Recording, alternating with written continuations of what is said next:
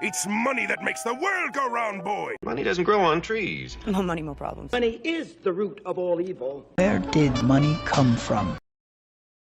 Quick question. How is it possible to make more money than your ancestors ever dreamed of and still feel broke by Wednesday? Yep. According to a survey conducted by the Bank of America, nearly 8 out of 10 people are spending like rappers with royal blood. And over a quarter are just a bad Tuesday away from total collapse. As soon as I get paid, I have all these bills stacked up, bro, that shit wipes me clean. Like, making $100,000 a year doesn't get you anywhere nowadays.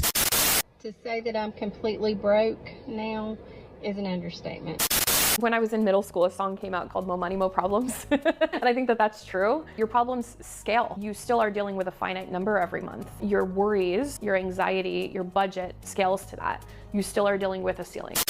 We use money every single day, but most of us understand it about as well as we understand quantum physics or the TikTok algorithm.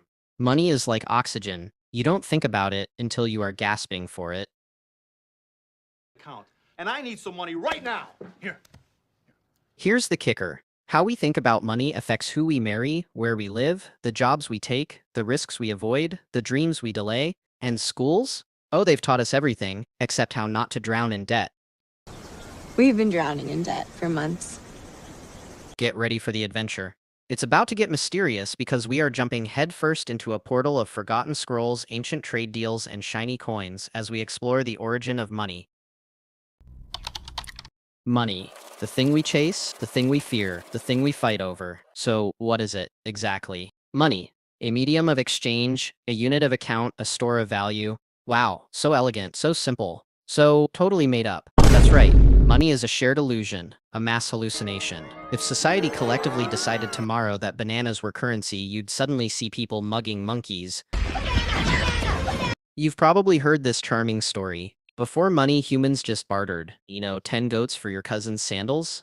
Enter Adam Smith, the man who claimed money was invented to fix the inconvenient barter system. Unfortunately, there is just one little problem. Anthropologists say that story is complete fiction. According to scholars like David Graeber and Caroline Humphrey, there's no evidence of pure barter economies existing before money. Instead, societies ran on credit, trust, and, let's be honest, probably a few threats. You and other anthropologists have said that there's really no evidence for this? Zero. This has been kind of a pet peeve of anthropologists for at least 100 years. Adam Smith made up this story, in 1776, actually, when he wrote Wealth of Nations. He was just speculating what must have happened to lead to money. And he said, well, I imagine that people would just swap things with each other. And I would say, I need a cow. Tell you what, I'll give you 20 chickens for that cow. Okay, how about 30? And you negotiate, come to a deal. And problem is that, if they don't happen to need chickens, you don't have anything else they want, no deal. So you kind of have to invent something to use as a medium of exchange. This is the standard line. And everybody learns this in one way or another. The problem is, anthropologists have been going through the world pretty much everywhere for the last 100 years trying to find some place where they do that, and they just don't exist.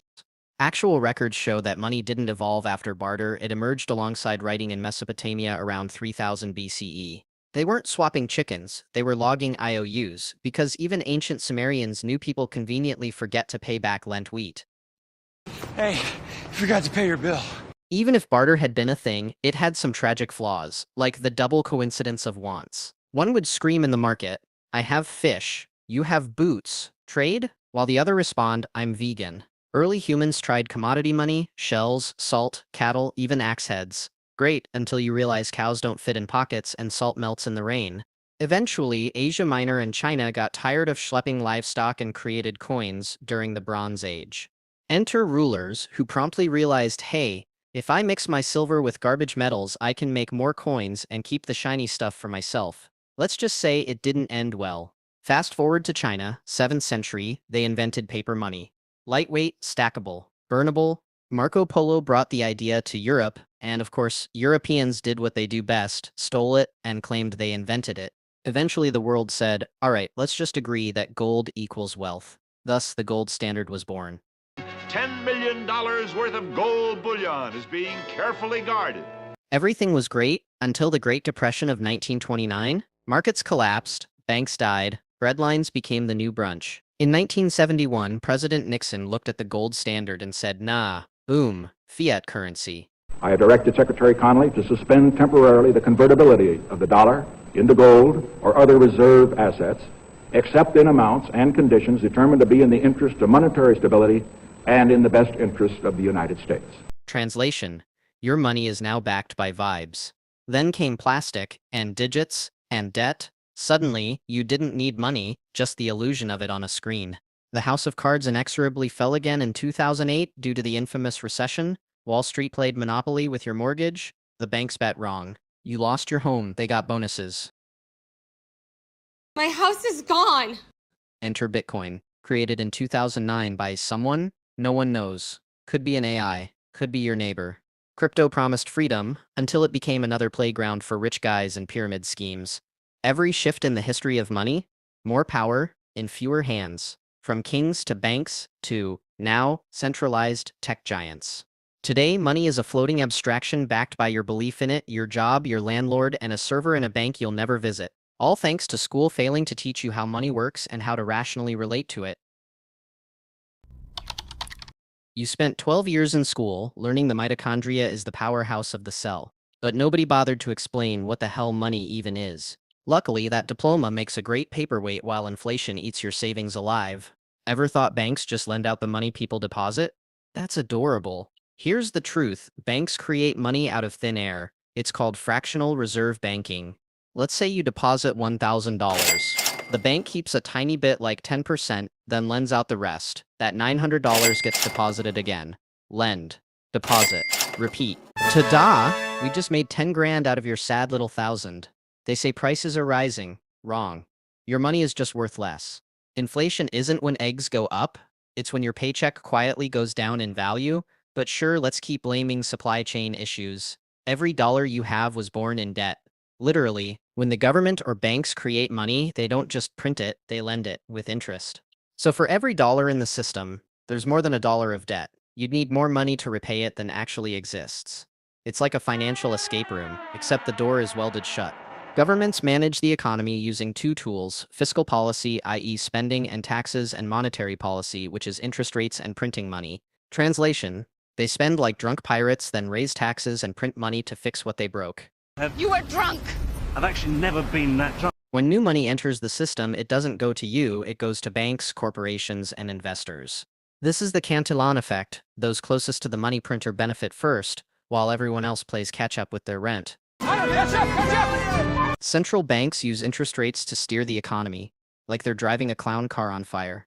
Low rates equals cheap loans equals bubbles. High rates equals expensive loans equals recessions.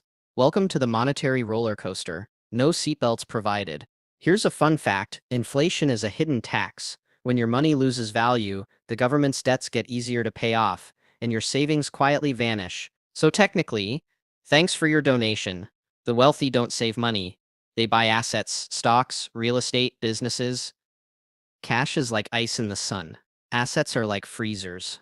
One melts, one stores value. But sure, keep chasing that 0.01% interest on your savings account. Retirement is right around the corner. The economy runs in cycles: boom, bust, repeat.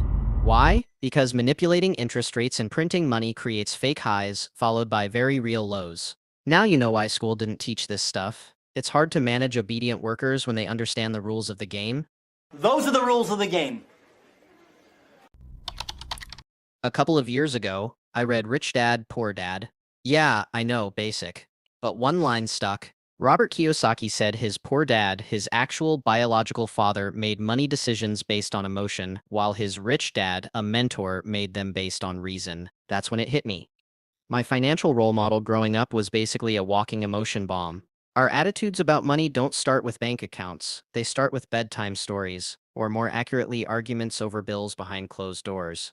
If you grew up hearing we can't afford that every 5 minutes, congratulations, you've been programmed with a scarcity mindset. And unlike your Tamagotchi, that programming doesn't die on its own. Oh, I'm very sorry to report that your Tamagotchi has died. Scarcity mindset whispers there's never enough. Abundance mindset whispers there's more where that came from. Guess which one buys avocado toast without guilt? You can have as much avocado toast as you want. But don't worry, both end up broke if they don't understand how money works. Let's be honest, money isn't just paper.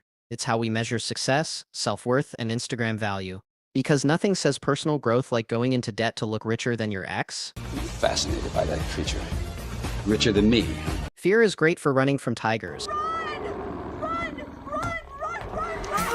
It's terrible for managing your finances. Whether it's a market crash, a job loss, or your uncle's latest crypto tip, fear makes you act like you're trying to lose money.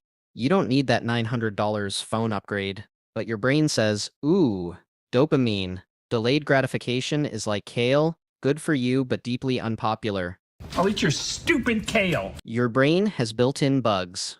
Loss aversion, losing $10 hurts more than gaining $10 feels good. Anchoring. You think a $300 jacket is a steal just because it used to be $600.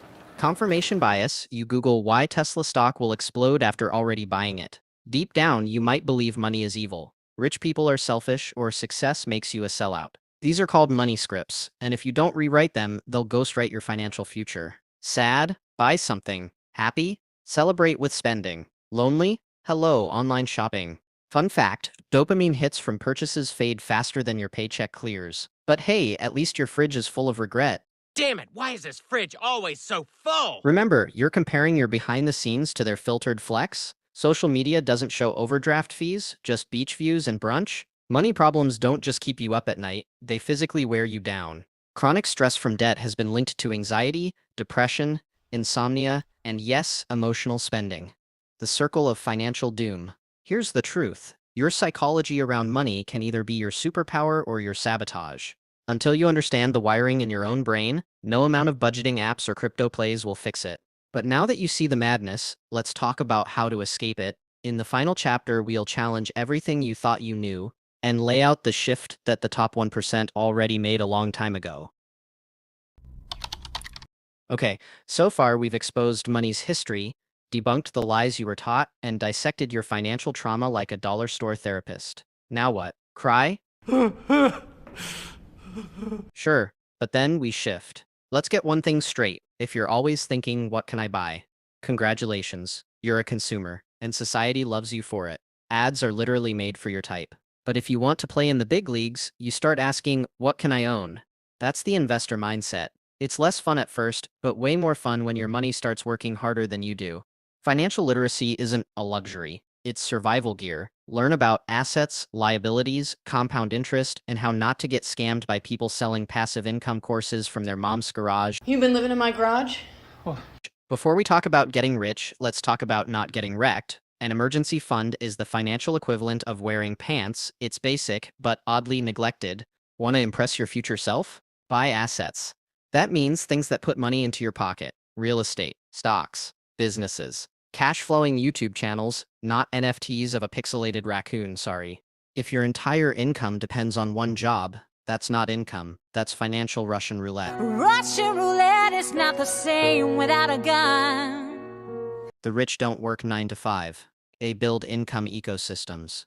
Want to know a dirty little secret? The rich don't just make more, they keep more. Why? They legally use tax loopholes, deductions, and structures that you can learn, but weren't taught, because of course you weren't. Keeping your money in a savings account today is like storing your food in the sun. Inflation quietly eats it. You hedge it by owning appreciating assets, not clinging to your high-interest savings account offering 2% while inflation is 6%. If you hang around 5 broke friends, you will soon be the 6th. Harsh but true. Wealthy people surround themselves with others who think big, act smart, and talk assets, not gossip. Economic trends, new tech, and financial tools evolve constantly. The old advice? Save money, get a job, buy a house? Yeah, that's like using a rotary phone in the age of smartphones. True wealth isn't just having money, it's keeping it, growing it, and teaching others to do the same. That's legacy. Not your name on a bench, your blueprint passed down. If this video just makes you feel smarter without acting smarter, then congrats. You've just intellectualized your poverty. Start small, track your spending, build your emergency fund, read one financial book, open an investment account. Do something before Netflix asks if you are still watching your financial decline. Your finances are a mess. Oh.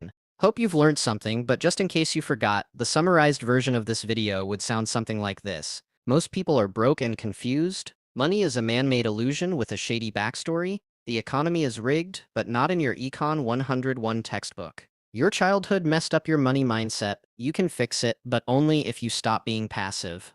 I need to fix this! If you are tired of being a spectator in the money game and you are ready to level up your financial IQ, check out the course linked in the description. It won't make you rich overnight, but it will make you stop playing dumb with your money. Curious thinker? Turn that curiosity into capital by enrolling.